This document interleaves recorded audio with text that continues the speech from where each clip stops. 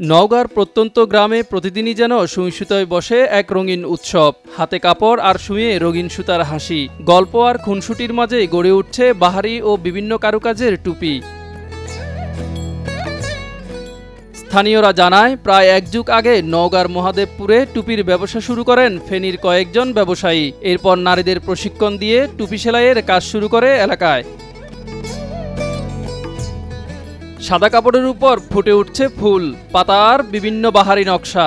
নিপুণ সেলাই ও ভাঁজে সেই কাপড় রূপ নিচ্ছে এক একটা নান্দনিক টুপিতে। কারো 8 দিন লাগে, কারো 15 দিন, সেলাইয়ের উপর নির্ভর। বোতাম, চেইন, দানা আর মাছ কাটা 4 ধরনের সেলাইয়ে তৈরি হয় এসব টুপি। তবে সবচেয়ে কষ্টসাধ্য দানা সেলাই, যেখানে সময় আর ধৈর্যের পরীক্ষায় দিতে হয় নারীদের।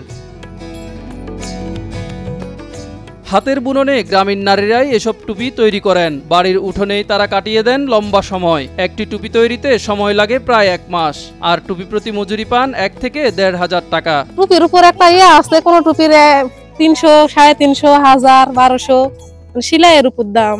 গ্রামীণ নারীদের হাতে তৈরি টুপিগুলো প্রথমে আসে ঢাকার চকবাজার আর জাতীয় মসজিদ বাইতুল মোকাররম মার্কেটে। সেখান থেকে ব্যবসায়ীদের হাত ধরে পাড়ি জমায় মধ্যপ্রাচ্যে।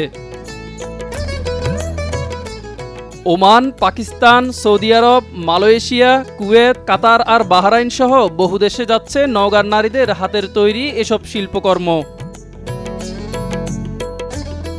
ওমানের জাতীয় টুপি হিসেবে স্বীকৃত কুপিয়া তৈরি হয় এখানেই। নওগাঁর গ্রামীণ নারীদের হাতের ছোঁয়ায় তৈরি হচ্ছে এসব নান্দনিক টুপি।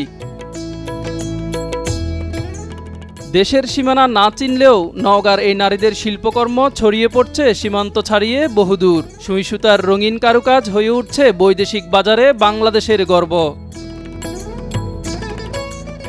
মিজান ফারাবী, নয়া দিগন্ত।